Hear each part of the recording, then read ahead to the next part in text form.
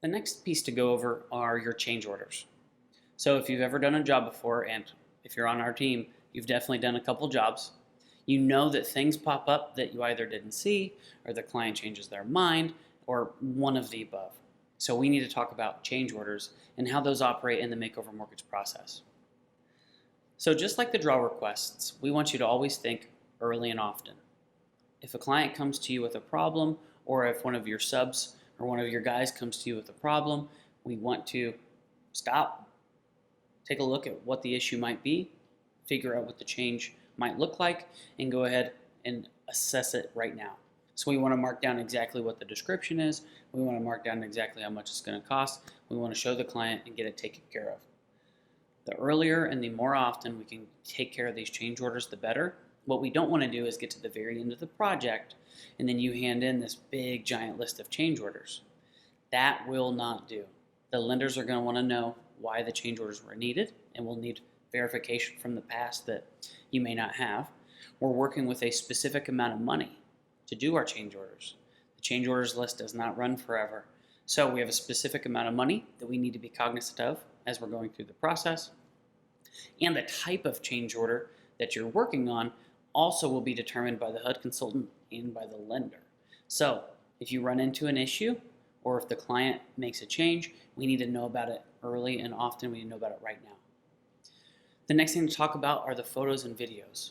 If you run into a fix or a repair that needs to be made right now, let's say you opened up the floor and it turns out there was a leaking pipe that's spewing a bunch of water. It's going to cause a bunch of damage. What you need to do is take photos, take videos, document what's going on, and fix the problem. If you ever run into a problem that's going to potentially cause more damage or is going to become a danger to the client, those are things that you need to document quickly and then fix right now. Those are change orders that are going to be easy to push through the lender, easy to push through the HUD consultant, and we're not going to have a big problem here. On the flip side, and we'll talk about this in a moment, are change orders that are upgrading something. So we'll talk about those here in a later page. As far as payments goes, change orders are paid one of two ways. Some lenders will pay your change order the moment they get the completed work. So you'll turn in your change order form, you turn in your pictures of everything being done, it costs $1,000, and the HUD consultant will fill it out, send it to the lender, and here comes your check. That's one option.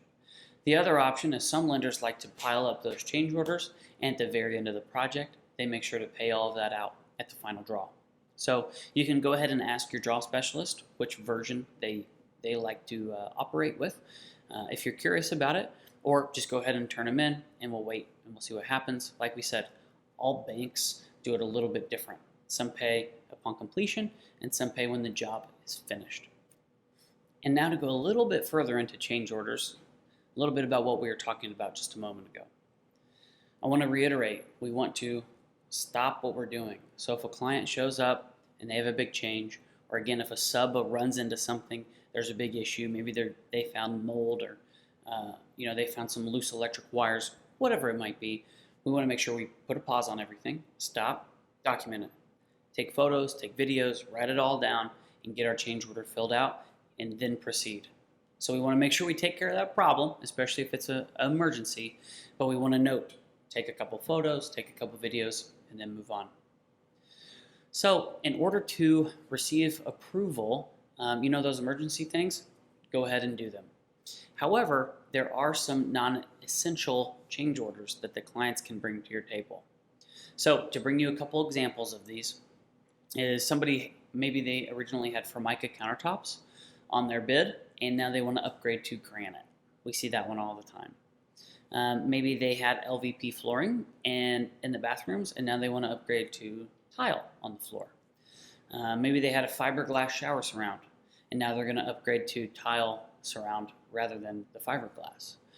Those are all what we're going to be considering non-essential upgrades. So they can be included as a change order, but we have to make sure that all other potential hazardous problems and other potential dangers have been taken care of. So typically by the time we're through demo, through framing, and through all of our mechanicals, it's pretty easy to say, hey, we're more than likely not going to run into any other issues. Let's go ahead and upgrade that countertop. However, if we're still at the demo phase and we've got a client that's asking to upgrade to granite countertops, that's probably going to have to wait. We're going to have to wait and see if we run into any issues, if we need to use our reserve money, which we'll talk about here in a moment.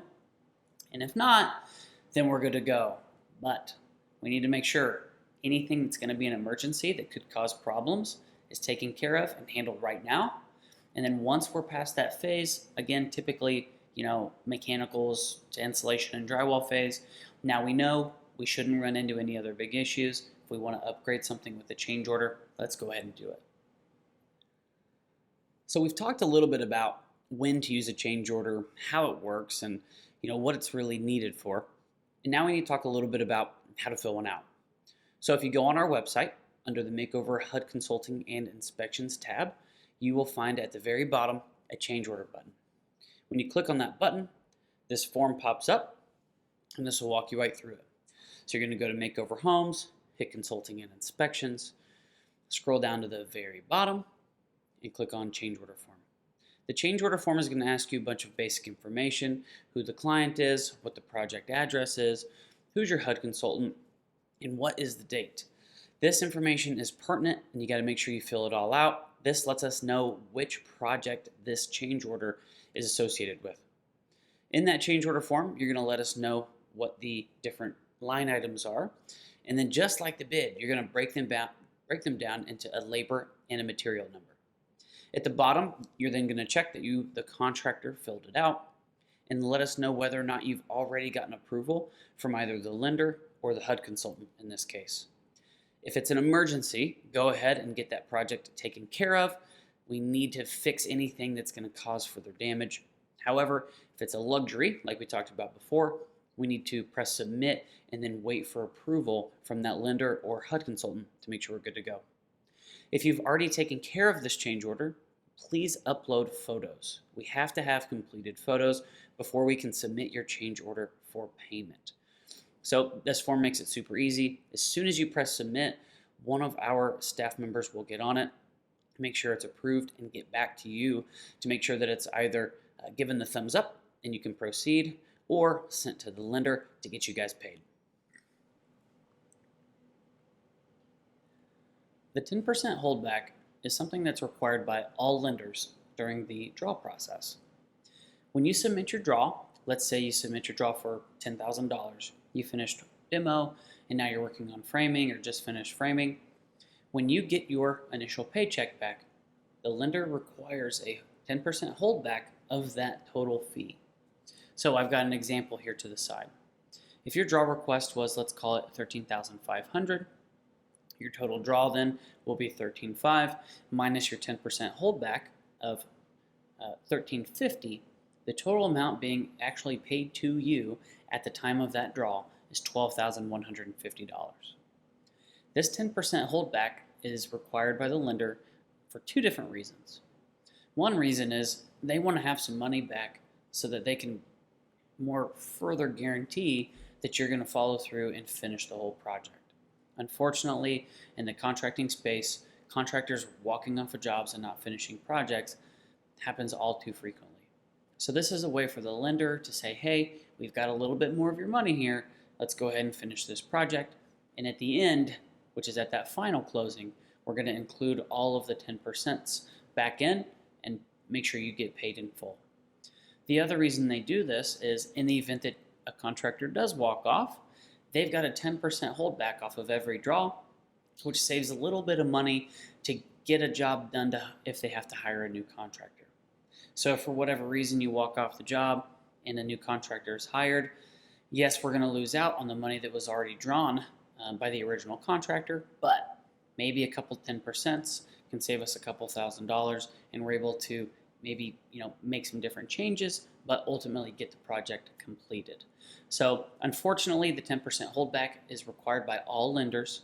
So every time you send in a draw, 10% of that money is going to be put back into a holdback pile. And then at the final draw, at the very end of the project when it closes, they're going to release all 10% from each and every single one of your draws to get you completely paid in full. So just know that when your checks come back a little bit light, It's exactly 10%. Again, this is on all projects, so just prepare and be ready for it. Now we're on to the reserves. This is what I've brought up a couple times when talking about change orders that we're finally going to kind of dig into the weeds on. So another thing that lenders require all clients to do is have a reserve account of 10 to 20% of the total bid amount. So to keep numbers easy, if your project is $100,000, they're going to require that client to hold back and borrow another $10,000 up to $20,000 just in case. So on all these renovations and on every renovation you've probably done in the past, things just pop up. You pull up a floor and there's a joist that's been cut. You open up a wall and there's a little bit of mold because water's been getting in. Things just pop up, and the banks know this. So depending on the size of the project and depending on the original shape of the project, the HUD consultant is going to recommend, hey, I think we'll only need 10% holdback on this one. It looks pretty sound, shouldn't run into a lot of issues. Or could recommend, this house is kind of scaring me. Let's go ahead and hold back 20% just in case we run into some major unforeseen issues. So that's what the reserve amount is for originally. It's for all of those unforeseen errors or unforeseen issues that can cause health concerns, safety concerns, and other unforeseen who knows what's. So again, if you open up the floor and there's a joist that's cut, you find mold in the crawl space, you figure out that the underside of the roof is leaking and now we've got to replace some shingles. These are all things that the change order is going to be used for, and that 10% reserves amount is going to be helpful with. So let's use our example. We've got a $100,000 project, and when we did demo, we found out we needed to replace a couple of joists. We also needed to spray for a little bit of mold in the crawl space. Total change order to get that taken care of was $5,000. That now means, if we're on 10%, that now means we've got $5,000 left. We've made it through mechanicals, we've made it through drywall, and now the clients are wanting to use that $5,000 to upgrade their fiberglass surround to a tile surround. Now, the bank and the HUD consultant get together. Are there any other unforeseen issues that could pop up? Probably not. Again, we've made it through demo, we've made it through framing, mechanicals, drywalls, typically that tipping point where the lender says, okay, sure, go ahead and use that extra money to upgrade something. Now, if you get to the point where you didn't run into any issues, and we didn't have any unforeseens, we didn't have any health and safety problems, and now the client has $10,000 to use sitting there in reserves, they don't have to. But what we found is 9 times out of 10, if you make a recommendation, hey, we've got an extra $10,000 here, do you want to go ahead and upgrade something? More often than not, that client says yes. So this would be a great opportunity to add a deck onto the back porch. Again, upgrade from mica to maybe a granite or a quartz. Throw in some undermount cabinet lights and overmount cabinet lights, whatever it might be. This is a nice little piggy bank and an extra opportunity for you guys to make a little extra money, for the client to get a little bit more project out of their original project.